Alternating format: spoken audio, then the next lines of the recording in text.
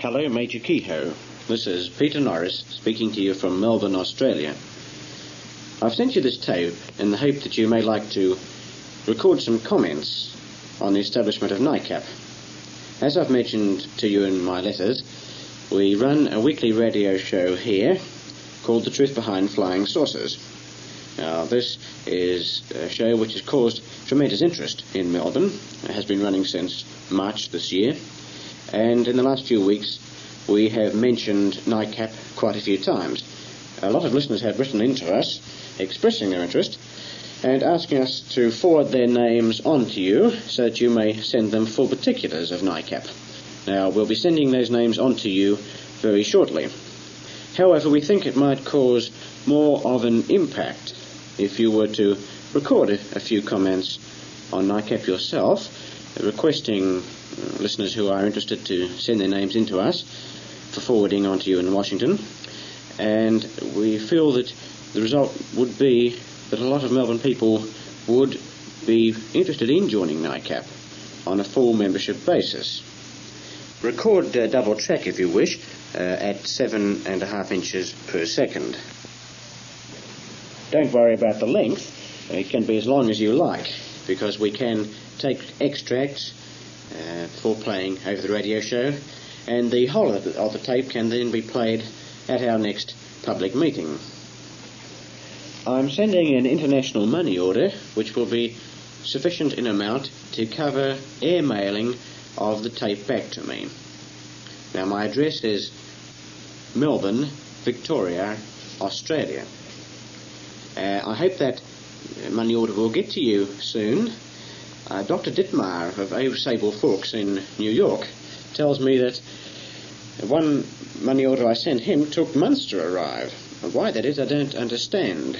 I've sent you 2 money orders before to the total value of $7.50. I hope you've got them by now, but if you haven't, then you'll know that they've apparently been held up in the course of being sent over. But at any rate, this postal note that I'm sending you to cover airmail back is on the way, and I hope you'll get it shortly. I received my first copy of the UFO Investigator some weeks ago and enjoyed it immensely. I've showed it around to quite a few of my friends, and they appear to be quite impressed, even though they weren't UFO believers. I think the most impressive thing about the publication is the obviously high standard and high qualification of the members of the Board of Governors. I think that will go a long way to crediting the UFO subject generally in the eyes of the public. I was very interested too to see that you are allocating space each issue for members' questions.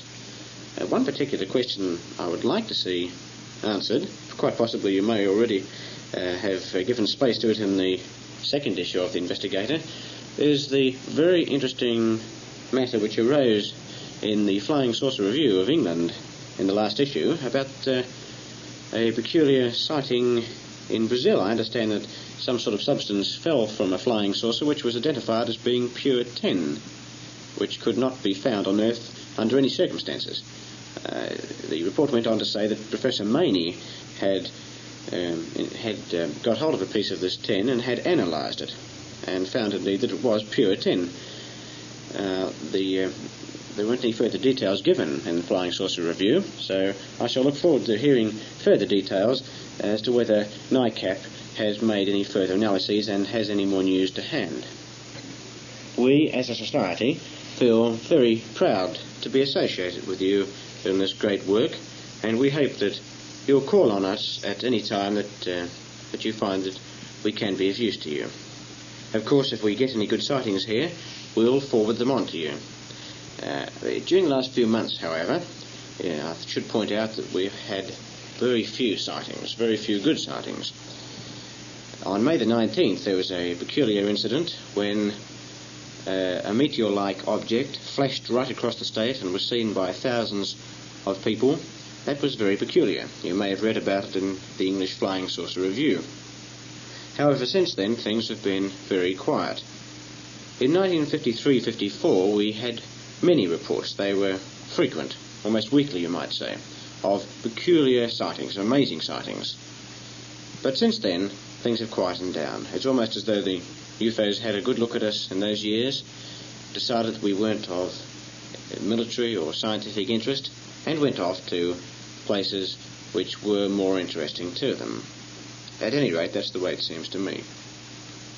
Well, I shan't take up any more of your time, but I will look forward to getting this tape back from you with your comments recorded on it, if that's not too much trouble for you. We realise, of course, that you must be very busy, but we would be very grateful if you could do this for us, and I know that there will be many people in Melbourne, not only amongst our members, but amongst the general public, who would be most interested to hear from you.